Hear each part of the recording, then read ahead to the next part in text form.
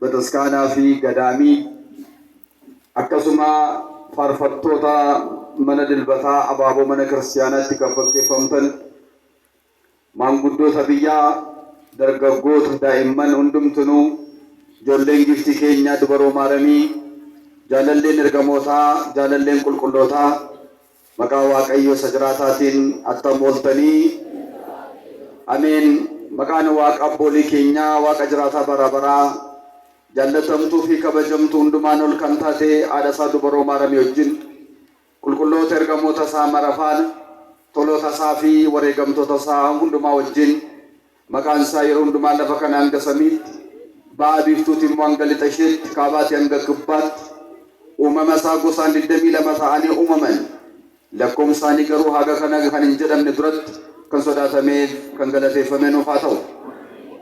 Yoo shakkuudhaa baattan tulluu kanaa buqqa'iitii galaana keessatti darbatame yoo jettan siniif hin ajajamaa.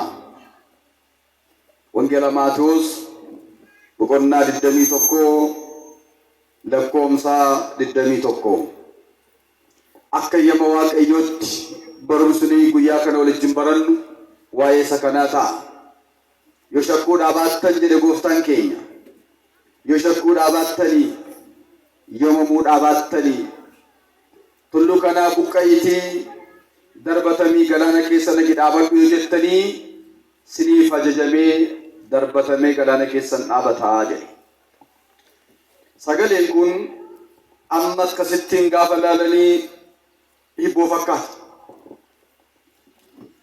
Sagalee kana kitaaba qulqulluu irratti caafamee gaafa agarru akkasumaan waan barreeffame namatti fakkaata. Maaliif jennaan tulluu buqqisanii bakka inni jiru kaasuun yaada sammuu namaatiin gaafa ilaalamu karaa adda biraa immoo namootumti ogummaa kanarratti meeshaa garaagaraadhaan tulluu buqqisuudhaaf daandii baasuudhaaf warra hojjetan tulluu tokko buqqisuu miti lafa olkaa tokko diriirsanii sadachaatti qixxeessuudhaaf nadaajii baay'ee fixa, yeroo baay'ee fixa, sibiila baay'ee nyaata. Garuu kun akkasumaan jechuma keenyaan qofa kisaaraa tokko malee buqqa'uu danda'a, siniif ajajamuu danda'a, siniif deemuu danda'a jedhe. Kaayyoon barumsa kanaadhaa erga tulluu akkasittiin buqqisuun hin danda'ama ta'e erga tulluudhaan buqqa'inee galaana keessa dhaabadhu jennaan nama ajajamee hin deeme erga ta'e rakkoo xixiqqoo ta'anii ofirraa kaasumaa dadhabne. Dhukkuba garaagaraa nu mudatanii iyyuma nu mudatanii nagaa dhabuu keenya ofirraa kaasumaa dadhabne. Wantoota akka tulluu guddatanii jiranii jireenya ijoollee addaam irratti gufuu ta'anii kan jiranii namni ofirraa kaasumaa dadhabe. Waan karoorfatee waan yaade kadhatee waaqayyo ofirraa fudhachuumaa dadhabe. Maal rakkoonsaa kan jedhus barumsa keenya keessatti kan ittiin goolabnudha. Waaqayyo hunda keenya nu haa barsiisu. Hubannaaf ogummaa waaqayyo hunda keenyaaf nuuf haa laatu. Jecha kana gooftaan keenya Iyyasuus Kiristoos kan inni dubbatee bara 33 keessa. Guyyaan isaa sanbata guddaa gaafa Hoosaa'inaan ba'ee borii isaa dafinoo ture. Gaafa dafinoo naannoo mandara Beetaniyaa, mandara Alaazaarfaa, mandara Maartaafaa deemee bulee jedha. Gaafa sanbata guddaa sana gaafa Hoosaa'inaa borumtaasaa ganama barii Beetaniyaa lafa bule sanaatii gara mana qulqullummaa isa Solomoon ijaaree gara Yerusaalemitti gaafa deebi'ee dhufu biqiltuu tokkotti goree muka balas tokkotti goree muka balas kanatti goree baalli ishee baay'ee labbeessa'ee jira, baalli ishee baay'ee hurruubee jira, fireen irraa argadha irraa ciradha jedhee itti goree jedha. Gaafa jala naanna'ee itti goree ilaalu garuu baala malee fireen qabdu turte. Yeroo kana mukatti itti gooftaan gadde iji sirraan argamin jedhe. Battaluma sana hin cooligdee baalli ishee narca'ee hin godde. Battaluma sana barattoonni safaana jiran gaafa arganii laa'ee gooftaa mukatti namuma jetti amma akkas taate ati gaddinaan akkas taate baalli ishee irraa ce'ee goddee qosarooftee abiddaaf kan mul'atu taatee jedhan. Maaliif waan muka irratti amma ta'ee ilaaltanii maa dinqisiifattanii? Isin yoo amantii amma ija sanaaf caageessu yoo qabaattaniif amma ija sanaaf caageessu yoo qabaattaniif yoo shakkuu baattan yoo mamuu baattaniif tulluu guddaa kanaa buqqa'ee darbatamii galaana keessa dhaqee dhaabbadhu yoo jettanii siniif ajajamee galaana keessa darbatamee dhaabbataa jedhe. Galanni maqaa isaatiif haa ta'u. Amma dubbiin kun waa'ee biqiltattii qofa isaa miti. Biqiltuun baala qofa taate suni ijoollee Addaamii bara sana keessa turanidha. Baala qofa taate jechuun maqaadhumaaf Waaqayyoon waaqessuu, maqaadhumaaf saba Israa'elii, maqaadhumaaf kiristiyaanaa garuu gochaan hojii gaariidhaan jaalalaan hin jiranii. Kanaaf maqaadhumaaf kiristiyaana ta'uun ija naqatan malee gatiin qabu waan ta'eef mukattii qabee isaan hin barsiisachuma. Warri maqaadhumaaf kiristiyaana ta'anii deddeebi'anii hojiin kiristiyaanummaa kan irraa mul'anne, hojiin amantii kan irraa mul'anne, seera Waaqayyoo kan hin eegne, foonuma qofaadhaan, milluma qofaadhaan itti jiraaf gara mana Waaqootti dhaqanii kan galan yoo jiraatanii isaan fakkeenya mukattii ammaati. Kiristiyaanarraa ija argamuu qaba. Iji kiristiyaanarraa argamuu qabu maal ennaa jettanii ija hojii amantii kan jedhaman sagaltu jiru. Iji hojii amantii kan jedhaman sagaltu jiru. Galaatiyaa boqonnaa 5 lakkoofsa 22 irratti barraa'anii kan jiran. Kiristiyaanarraa iji kun argamuu qabdi. Sargan sun maalidha? Galaa dubbisaa hojii manaan sinii kenna. Galaatiyaa boqonnaa 5 lakkoofsa 22. Achumaan yeroo dubbistan immoo waa of gaafadhaa. Iji hojii amantii sagal kana keessaa kamanan hojjechaa jiru kamtu natti irratti immoo jedha guuttadha. Warri dubbisuu hin dandeenye immoo ijoollee keessaniin sagalee Waaqayyoo ganama dubbatame sana menaa dubbisi. Galaatiyaa boqonnaa 5:22 jedha. Salgan kun namarra hin argaman taanaan baala qofaadha jechaadha. Maqaadhumaaf jirra jechaadha. Maqaadhumaaf. Kanaaf mukattii sanaan qabee gooftaan waa'ee Israa'el warra foonii kaleessaa fi waa'ee Israa'el warra lubbuu warra borii baala qofaaf kan taane dubbate. Kiristiyaanota ijoollee Waaqayyoo Yohaannis Cuuphaanis lallabasaa keessatti Wangeela Luqaas boqonnaa 3 lakkoofsa 10 irra kaasee maal jedhaa? Muka ija hin naqanne hundumaa muree abiddatti akka gatamuu fi qottoon qaramee jala taa'ee jira jedhani immoo. Qottoon qaramee jala taa'ee jira jechuun ayicha jechaadha, balaadha jechaadha, rakkina jechaadha, dhukkuba jechaadha. Hojjetanii barakaa dhabuu, nagaa dhabuu akkas kana kanneen kana fakkaatan jechaadha. Jarana akka baala qofaa taaneef hin jiru turre. Akka baala qofaa taaneef hin jirru turre. Har'a hin geenyan turre. Maaltu har'aan nu ga'e ennaa jettanii kadhannaa abboolii keenyaati. Kadhannaa ergamootaati. Kadhannaa haadha keenya durbee Maaramiiti. Kidaana Miratiiti. Waadaa isheeti.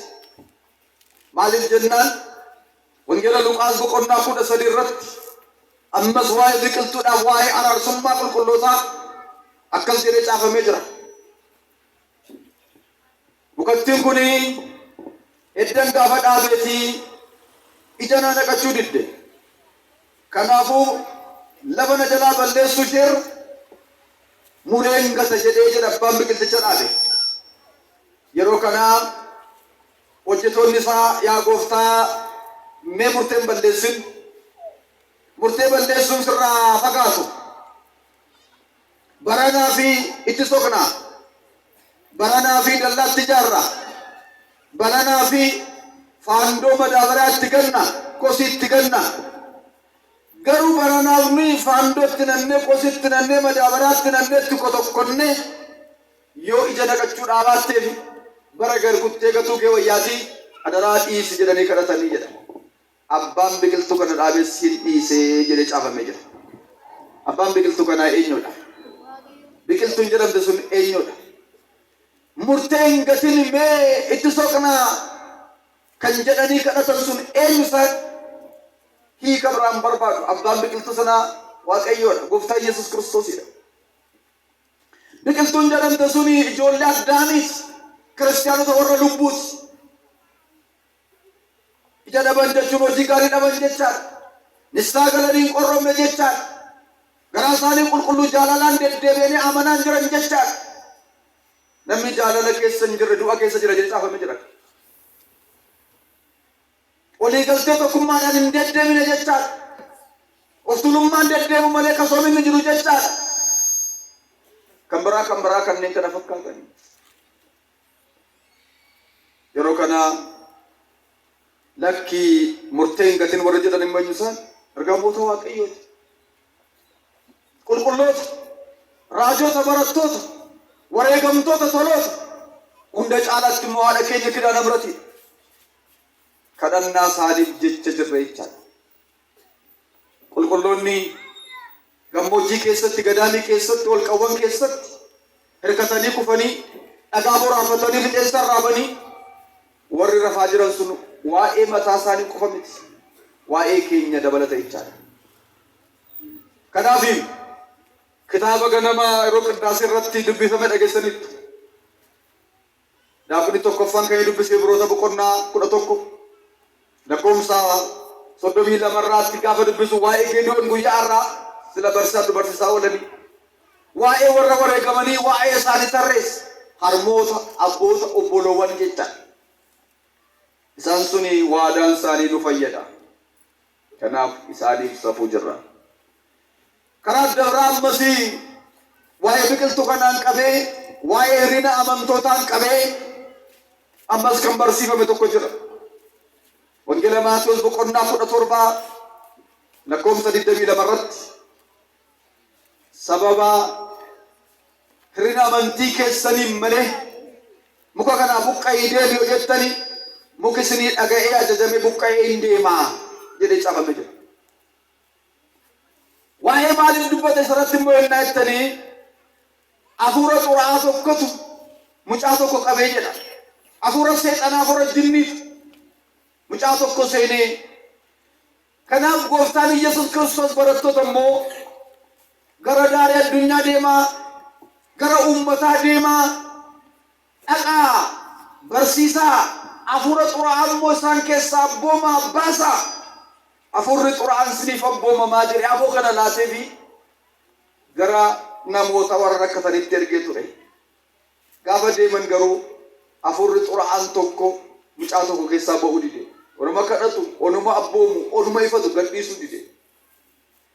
Mucaa kana gara gooftaadhaa qabanii fidan. Ilaa yaa gooftaa baay'eetti dadhabnee, baay'eetti ijoorree hin abboomne, hin ifanne keessaa buqqa'uu dide. Jennaan gooftaan immoo al takkaa hin abboomee, hin ifatee mucaa sana keessaa hafuurri xuraa'aan kun godaanee sokke. Galanni Waaqayyootiif haa ta'u. Godaanee sokke. Hafuura xuraa'aan nu rakkisu, hafuura xuraa'aan nu janjessu, isa carraa nutti cufu, isa waaqarraa akka ilaalle, isa lafarraa qofa akka ilaallu isa nu taasisu Waaqayyo jireenya keenya keessa, naannoo keenya keessa buqqaasee nurra haa deemsisu. Kanaafuu maal nuyi maa baasuu dadhabnee jedhan gooftaadhaan. Maa baasuu dadhabnee, maa nuuf abboomamuu dide jennaan sababa hirrina amantii keessaniif.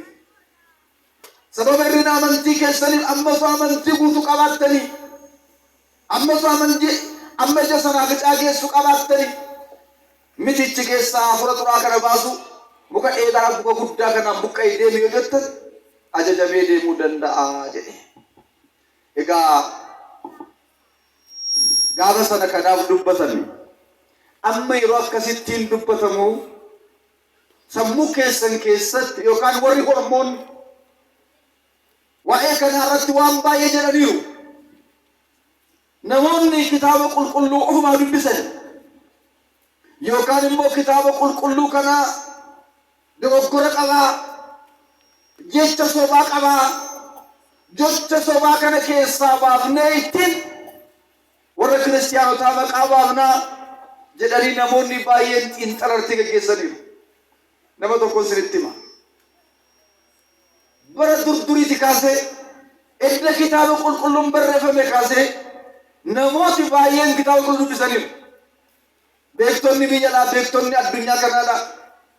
Maaliif dubbisan ennaa ittiin fayyuudhaan miti, itti amananii ittiin jiraachuudhaan miti, dogoggora keessa barbaaduudhaaf jecha.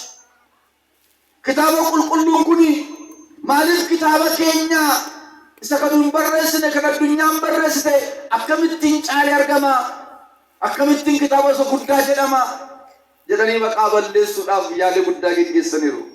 Isaan keessaa akka tokkoon isinitti hima.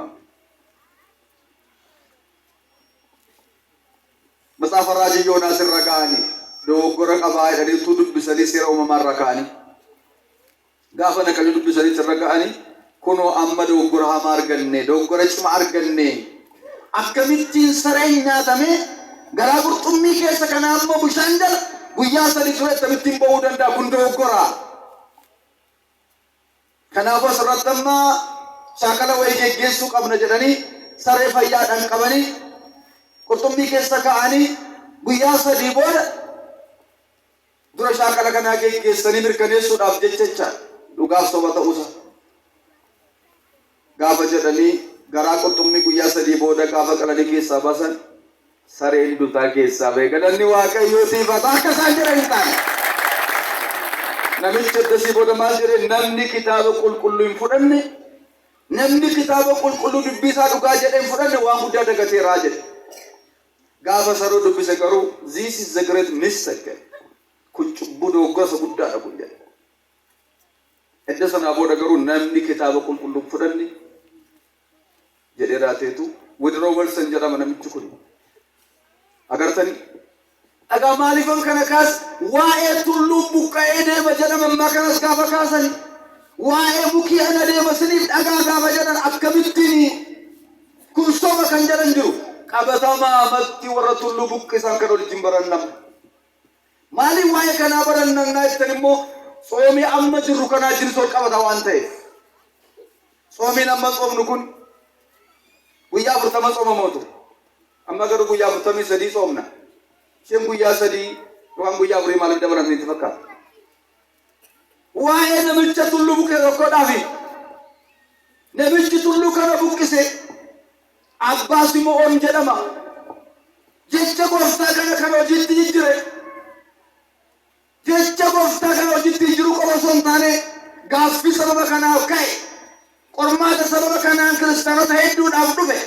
Du'a jalaa kan baraare waa'ee Abbaa Simo'oon nama Gibsii waa'ee kanaa waliin baranna.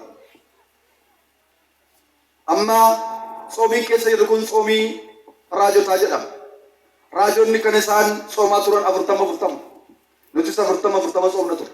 Isheen guyyaa jalqabaa 4 sun yaadannoo abbaa kanaaf yaadannoo abbaa Abrahaam nama biyya Sooriyaati. Seenaa kanan gabaabsa isinitti hima.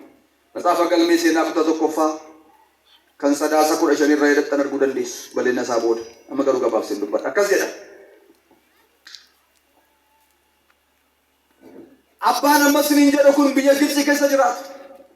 Silxaana hin qaban, daaqunii miti, lallabaa miti.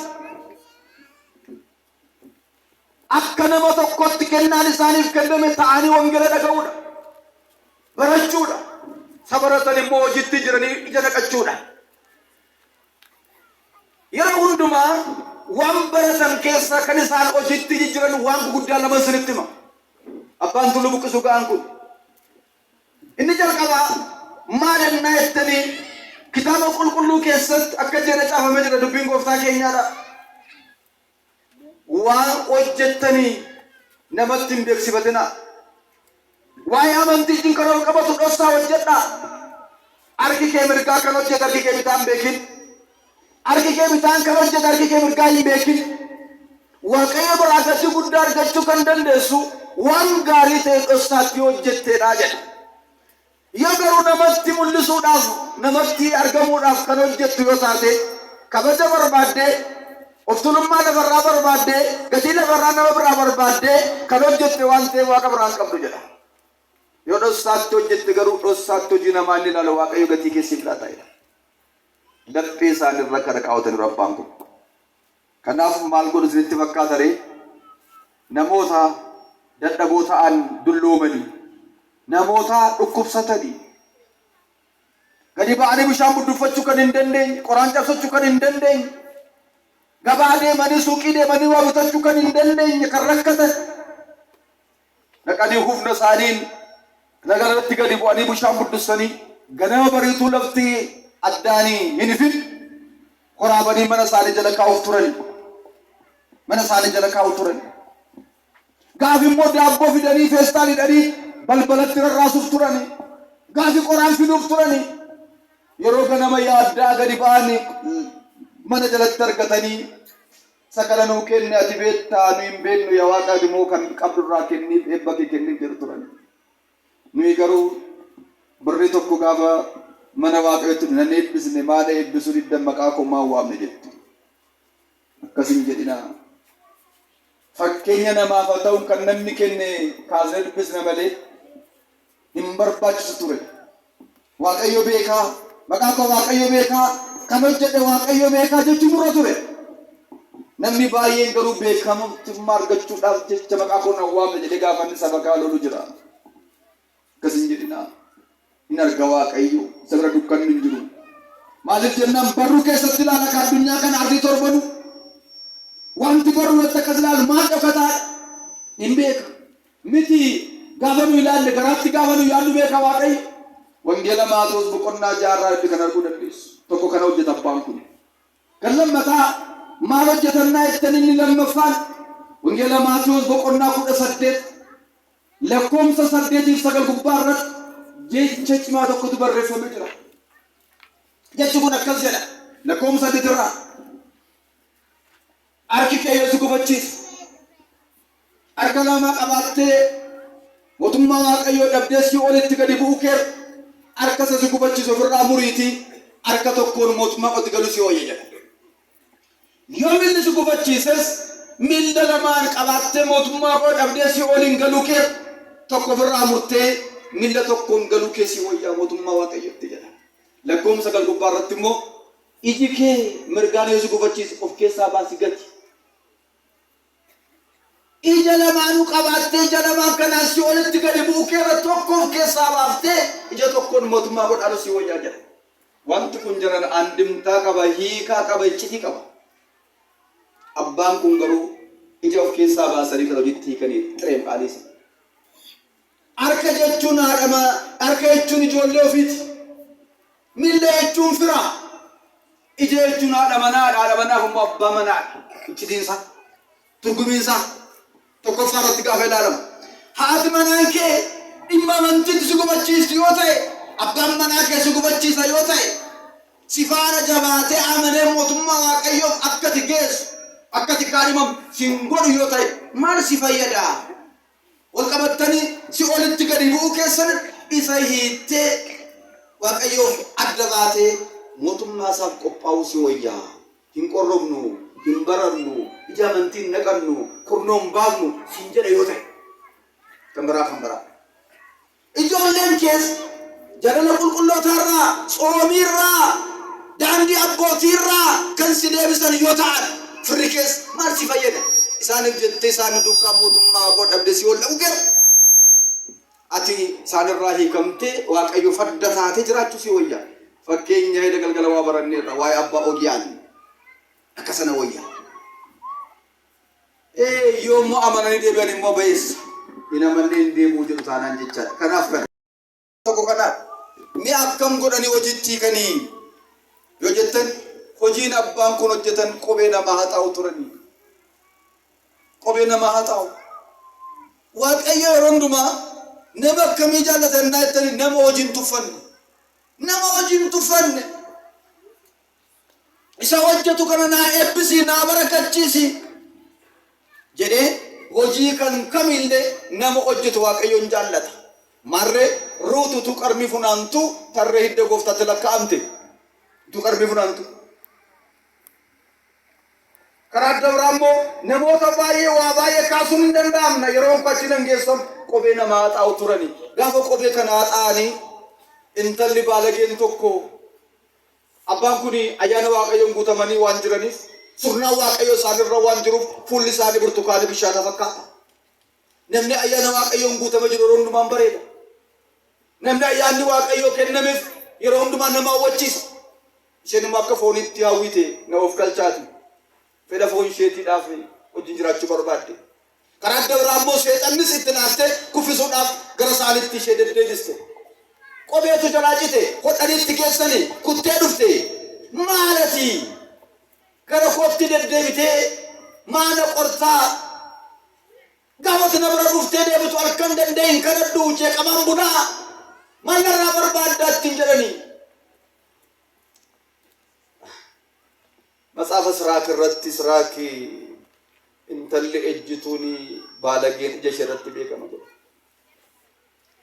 Solomoon immoo hidhii isheetiif ilkaan isheen beekama jedhe. Waaqayyo nu haa gargaaru. Ishee duwwaa miti dhiirri akkasiis jira.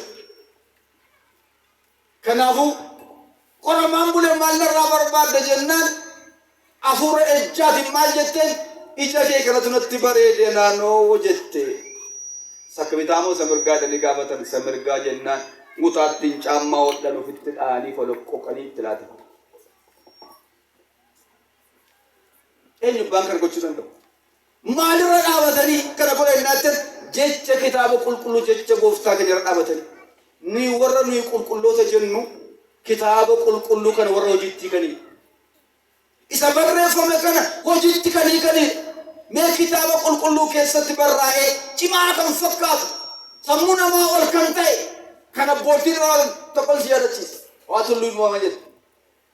Warri sooressa ta'anii qalbii hin qabne amantii hin qabne birrii isaaniin waan gaarii hin hojjenne mootummaa waaqayyootti galur maaloo jedhe gooftaan. Mee warri beektan maaloo jedhe. Gaalli akka fe'amtetti jedhe akka ba'aa baattutti maal kee baa'uu qabdi jedhe. Fakkaataa kun amma gaafa laaltan Indiriyaas kana godheef gaafa inni akkas jedhee barsiisu namoonni bara sana turan gaalas fidanii limmoos fidanii keessa baasan maadhan akkanaas hin duutaa jedhan. Kee baaseera keessa deddeebisee itti agarsiiseera. Hin danda'ama waaqayyoodhaaf. Wangeela Maatewos 19:26. Wangeela Maatewos 19:26 irraa akkas jedha wanti namaaf hin danda'amne waaqayyoof garuu salphaadha.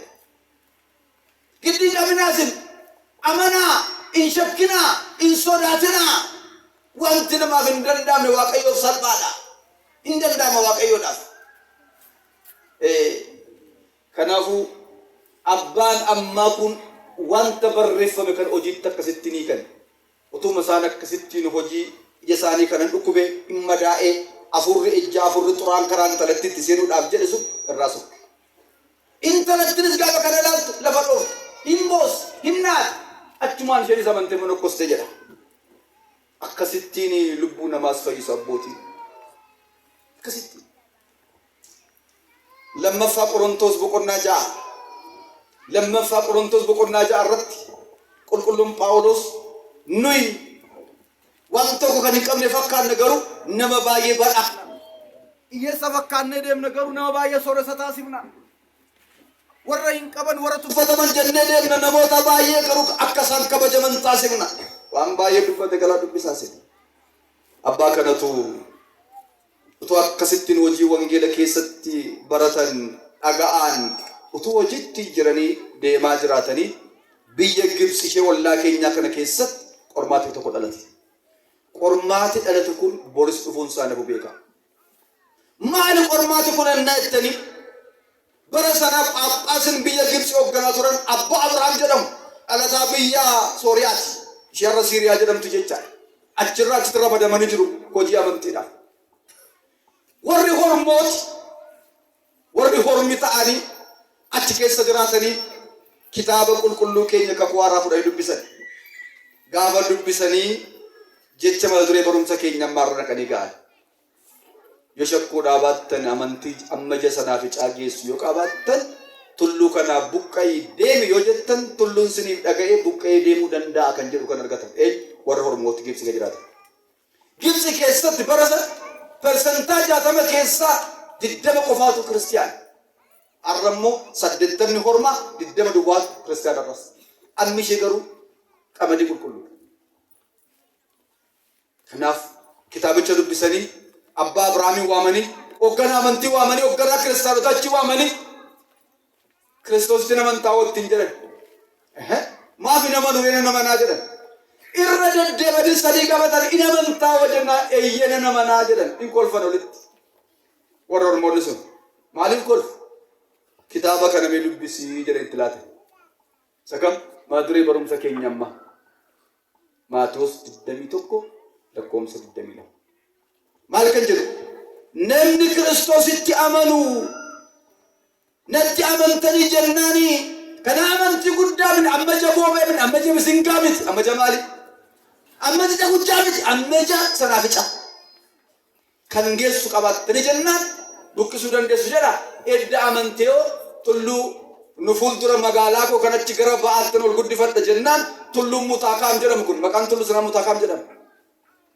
amma irraatti jira tulluun mutaakaam jedhamu kuni magaalaa koo achi akka hin guddisneef na danqee jiraati naa buqqisiiti galaana keessa naa buusi yoo kana gooteef amantiin kee dhugaadhaa sirriidhaa badhaasa qabda amantoonni keessanis badhaasa qabu kanaan booda keessanitti amannaa garuu jedhan yoo buqqisuudhaa baatte garuu amantiin kee soba kanaan booda kiristaana jettanas keessan jiraattani kiristaanummaa keessan dhiiftanii sagan keenyaatti amantuu jedhan tokko yoommoo hiikoottan immoo qabeenyaa qabdan sochoone gadhiiftanii biyya keenya kana keessa akka qullaa godaantu lama yoo diddan immoo manni isinitti gubamee saamamtanii ajjeefamtu kana keessaati buqqisi ammaadha mi maal jettu mee kana amma jarri kitaaba keenya dubbisanii fixaniiru nun garuu kitaaba jaraa waan fakkaatu iyyuu hin beeknu kan beektan jiraachuu dandeessu gaafa akkas jedhanii abbaan kun hin na'an maa nama naatu ture mee sinti waan sinitti hima ammuma kana waaffiin kana fakkaatu dhuftan sin gaafatamtan nana mana ittumoo hin amanne jettu jedhame maal jettu yoo gaaffiin namni tokko dhufee kiristoositti amantaa yoo sinin jedhe nana mana moo hin amanu ittumi nana mana jettu mee waaqayyo dargalu kaasaa eeshi gaddeebisaa waaqayyo amantii cimaa akkasii nuuf haa laatu akka afaan hin dubbanne lapheera nuuf haa kaa'u garuu waan akkasii godhe yoo jedhee sanyii ammaan itti agarsiisee maxxan gootu yookaan muka kana buqqisii deemi yookaan mana kana buqqisii deemsisi yoo jedhe maxxan gootu ishi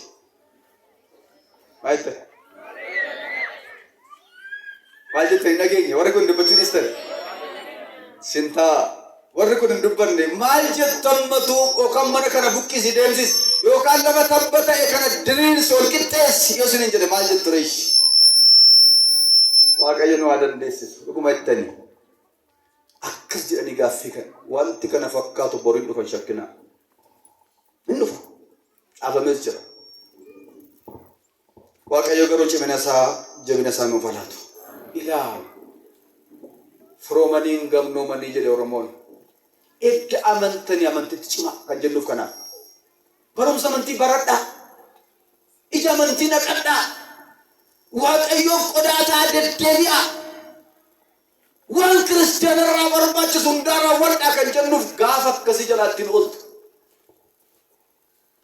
sodaa waaqayyoo qabaadhaa waaqayyoo biratti moosisaa kan waaqayyoo ta'a waaqayyoof qodaataa kan jennuuf kanaaf biyya lafaa qodaan ta'ina diiyaabiloosiif qodaan ta'ina kan biraa addunyaa kana raasu qodaan ta'ina waaqayyo duwwaa qofaata qodaataa gaafa akkasii nama gargaara yeroo kana abbaan kun maal jedhanii yeroo naa kennee jedhan yeroo waan baay'ee qaba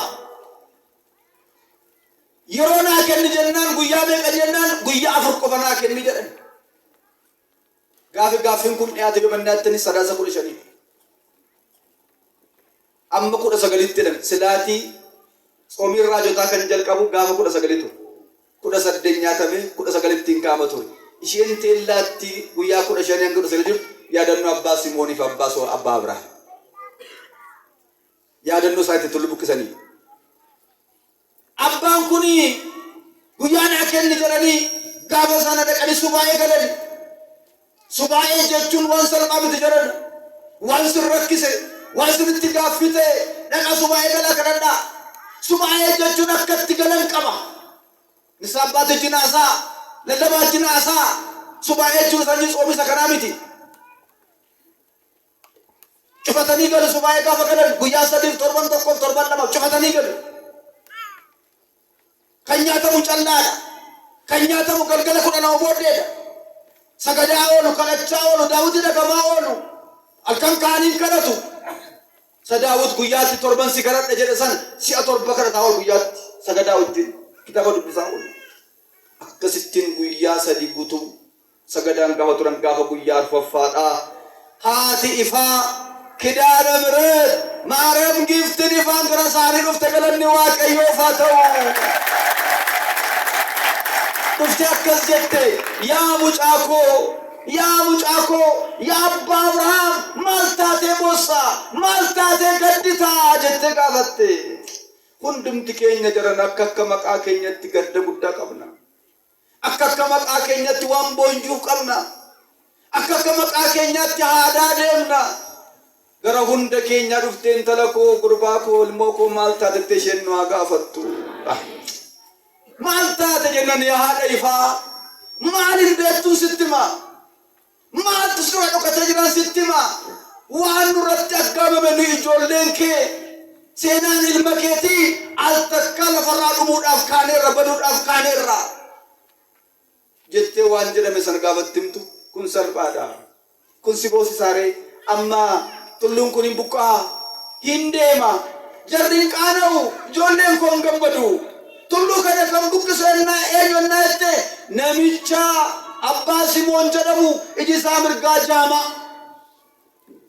hojii namni hin beekne namni dhagara dhoksaatti kan waaqayyo beeku kan hojjetu ilaalcha namaan gaafa ilaalamu salphaa gad deebi'aa kan fakkaatu waaqa fuulduratti garuu hojiin isaa qulqullootaa wajjin tarree waaqayyotti lakkaa'amee barreeffamee kan jiru nama akkasiiti namni kun sa'aatii 11 halkan keessaa yeroo namni rafu inni garuu lagarra deemee raate dadhaboota mana waaqayyotti baqatanii jiran galanii jiran kufanii jiran nyaata isaanii dhugaatii isaanii soorata isaanii kan dhiyeessu isaadha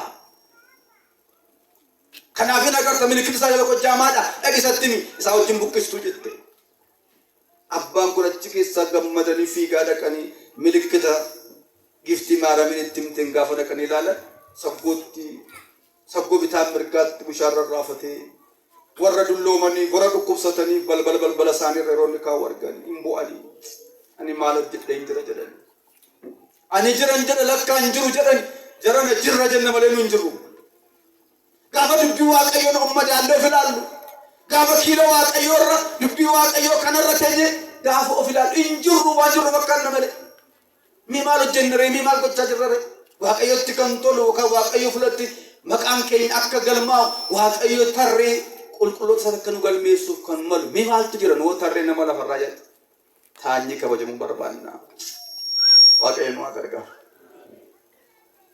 yemmuu kana baay'ee kan nama dhibu seenaa ta'e kan itti manii gaafa itti manii ani eessaan danda'a kennaa akkasii an qabaa ani daakuni miti ani lallabaa miti ani taraamii manii tuffatamaadha eessaan kana danda'a jedhani namni waaqayyo ani dadhabaadha jedhanii kan mee waa yaadadhaa teellatti deebi'aati seera uumamaa boqonnaa 18 daawit maal jedhe namni sillaasee mana isaatti simate ani biyyoo awwaara lafarraa tufiin jedhe daawit ani biyyoo awwaara lafarraa tufiin jedhe maanno Abrahaam dhiifam Abrahaam daawit immoo maal ofiin jedhe 22 irratti faarsaa 22 irratti ani raammoo ofiin jedhe ergaa biyya 14 kan barreesse Phaawulos anga samaa'ii sadaffaatti asii ol kan ol argee Phaawulos tokkoffaa Qorontos 15 gubbaa irratti ani gatata kan iddoon ga'e dhalatee ofiin jedhe namni ayyaana waaqayyoon guutamee jiru of tuffata.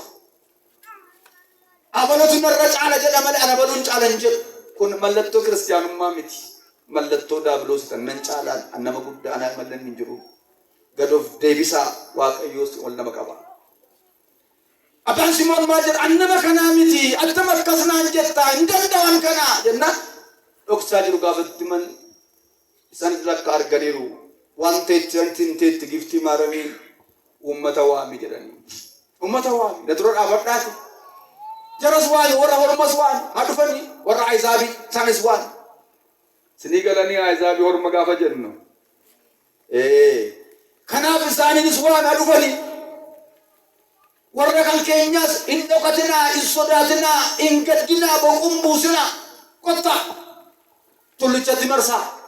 Warri bitaana dhaabatan si mirgaan dhaabadhaa. Edda jedhanii booda. Kallatti arfanuun naanna'aati si'a dhibba tokko egziyoo maalinnaa Kiristoos maaluma fayyis Kiristoos. Hayi kadhannaan kun salphaa seetuun amma ja'ansa. Nageenya biyya keenyaadha kan utubaa godhee qabe jiru kanaadha. Dabriinii galgalaaf ganama maarinnaa aaf jedhanii. Dabriin iksootaa jedhanii maaloo nu fayyisi maaloo nu taraarami jedhan ja'ansaa qoricha guddaadha beekaa. Kanaaf bahara litaran abatanii gara ba'aatti galagalan si'a dhibba tokko mirgarraan dhibba kallatti arfanii naanna'an deebi'anii gaafa dhaabatan fuuldura abbaan Simoonitti agarsiisan. Abbaan Abrahaam dura dhaabatanii jedhu Phaaphaasiidha silayyuu waan ta'aniif dhumarratti kara lixaatti deebi'anii hundumti nama kanaadhaa haa jilbeenfatanii zoochaa yeroo isaan ol kaa'uuf jedhan immoo tullicha immoo masqalii gooftaadhaan maqaa waaqayyoon buqqee jedhanii abbooman jedheetti meera sin immoo abbooma.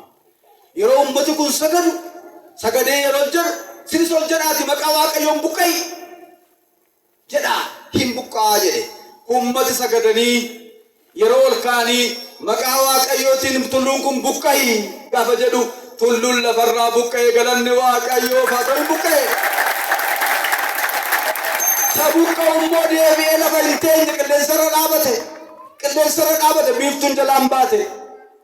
Ajaa'iba waaqayyooti waaqayyo hojii isaa dinqiidha. Yeroo isaan sagadan immoo dhaqee quruphisee jala dhaabate. Yeroo isaan ol ka'an qilleensarra dhaabate biiftuun jala baati.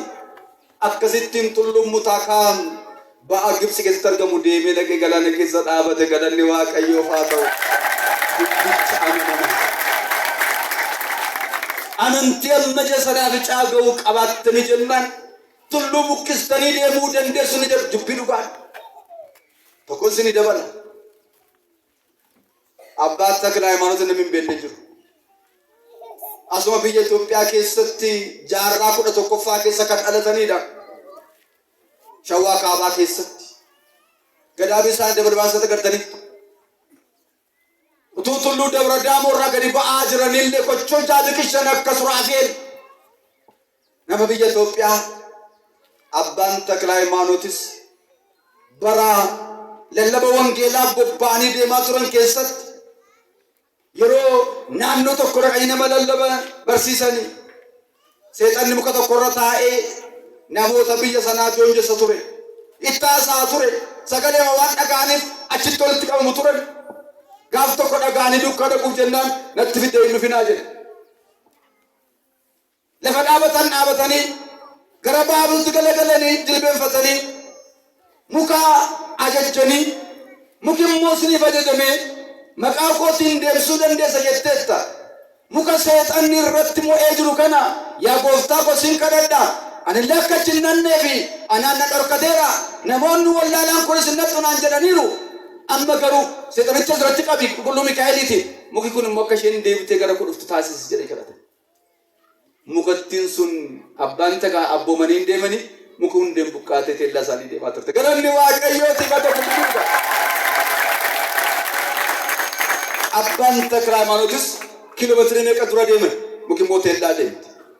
Seexanni amajaajiin kun deemee muka sanaaf hollasee ittiin dha'uuf ture jedha. Qulqulluu Mikaa'eliin abboomami sochoota jedhee akka hin deemnes taasise jedha. Dhumarratti seexanni kun seexan akka ta'e dhugaa ba'ee namooti du'an illee gaafa sana ka'anii fayyanii jedha. Dhaqaa Galiilaa Abbaa Taklaa dubbisaa. achira jira dubbiin dhugaa abbaan Takla Hayimaanoot namni biyya Itoophiyaa buqqisa deemsee maal kana duwwaa jettu mee namoonni barsiisotaatani istirii kutaa 9 haa ta'u hundee gurraanfadhee rammaa the 9 cents kan jedhu sana mee warri beektan akkas jechuun maal jechuudha qulqulloota salgan biyya laati dhufan the 9 cents bara mooticha Laamedaadhaa biyya Room keessaatii biyya Sooriyaa keessaatii gara Itoophiyaadhaa kan dhufan qulqulloonni salgan jiru gadaamiin jara kanaadhaa biyya keenya keessatti iddoo baay'eetti bu'uureffamee jira kan abbaa Ragaawii kan abbaa Gariimaa kan abbaa Yimaattaa kan abbaa Liqaanoos kan abbaa Pheenxoloon abbaa Tsiimaa salgan isaanii namni kan hin beekne yoo jiraate nama seenaa Itoophiyaa hin beekne qofaadha qulqulloota salgan kana keessaa abbaan Gariimaa namni jedhamu nugusa biyya Roomaa ture jalqaba abbaan Gariimaa kuni abbayyaa abbaa Ragaawiti kan nama dibu ijama Waaqayyoo ta'ee waggaan arfan irraa kana fuula ture gadaamii jara kanaa keessaa gadaamii shannaqee daawwadheera san arge sinitti madaggeeffadha abbaan Ragaawii kun gadaamii isaanii Dabra Daamoodha abbaan Yimaattaadha Garaaltaadha egaa hunda isaanii dubbachuurraa amma waa tokko duwwaan dubbadhee gabaabsa inni kaan nuuf haa ta'u gabaabaadhumatti መጽሐፈ biyya lafaa irratti istirii biyya lafaa irratti maqaan qulqulloo salgan kana tarreeffamee jira qulqulloonni salgan kun amantii biyya Itoophiyaa keessatti dhufanii warra babal'isan keessa tokkodha isaan kun maal godhan naattan isaan keessaati maqaan isaa jalqabaa abbaa Isiyaaq nugusa Isiyaaq ni jedhamu ilmoo isaa abbaa Ragaawii duukaa dhufee kan monokkas biyya Itoophiyaatti hojii amantii guddaa kan hojjetu isaan illee gaaf tokko ajaa'iba Waaqayyoodhaani yeroo baay'ee kadhannaa dheeressanii kadhachuu jaallatu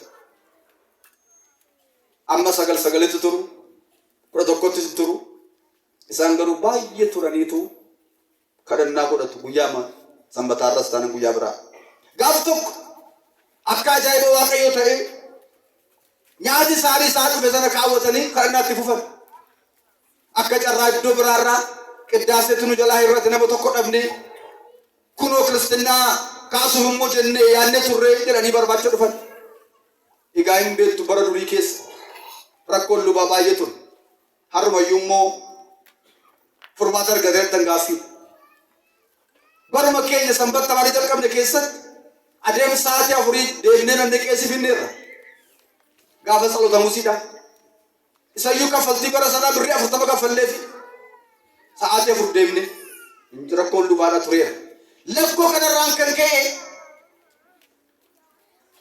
maaloo kottaa gaddaasee nu guutaa jennaan warri kan soomii kaniiru isaan garuu yeroo dheeraa waan kadhataniif nyaata isaaniif kenname kaa'atanii tole deeduu kadhaqanii qiddaasee guutanii gaafa galan warri hiriyyoonni isaanii maal jedhan nyaatanii qaddasaniitti jedhan nu duukaa nyaata fudhateera nyaatee qaddase jedhanii kasasan abbaa amantii irratti abbaan amantii hin barbaadan taa maaliif jennaan nyaattee qaddaste jedhani sin qoradhaa kottu sin immoo beedaarraa deemaa jedhanii isaan qofaa maa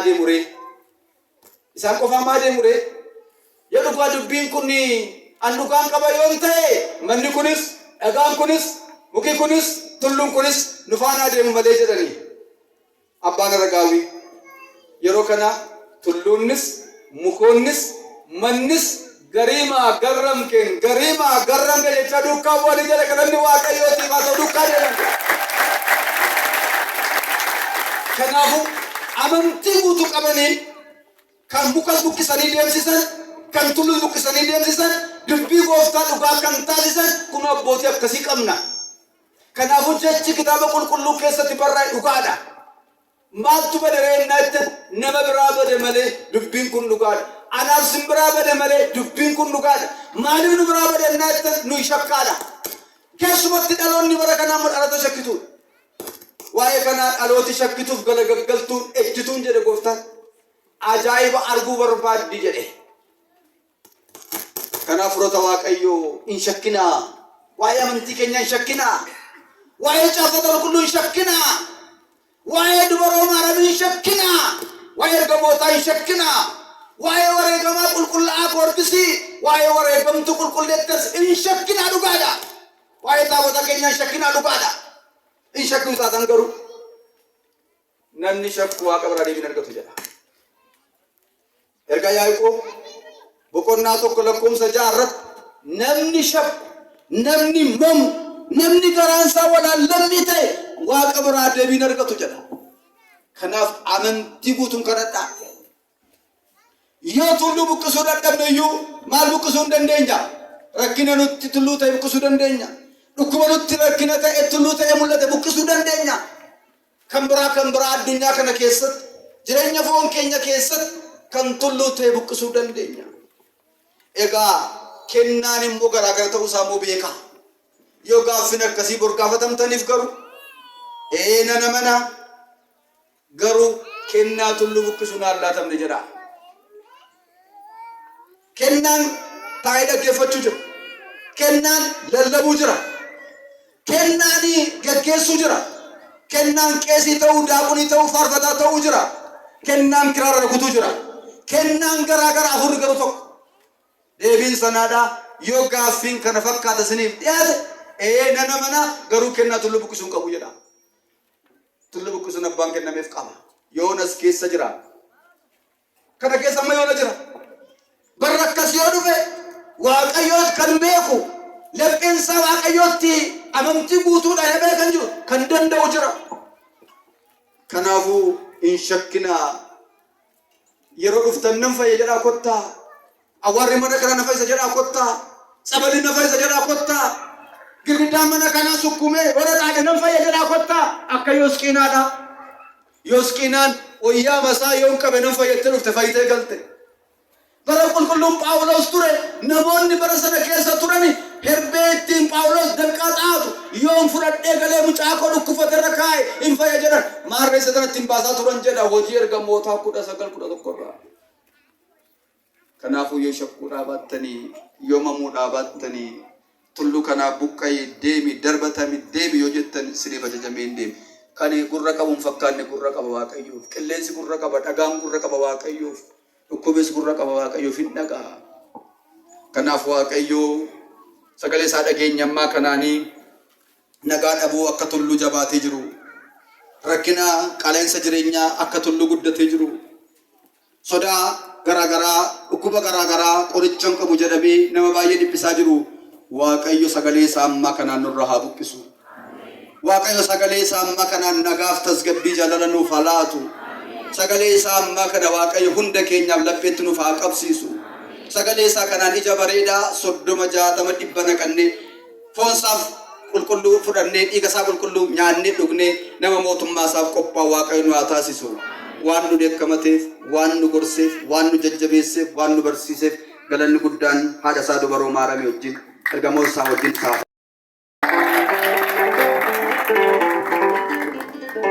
irra deebi'ee akka keessan walitti rukutaa Waaqayyo galata galchaa. Amiin. Waaqa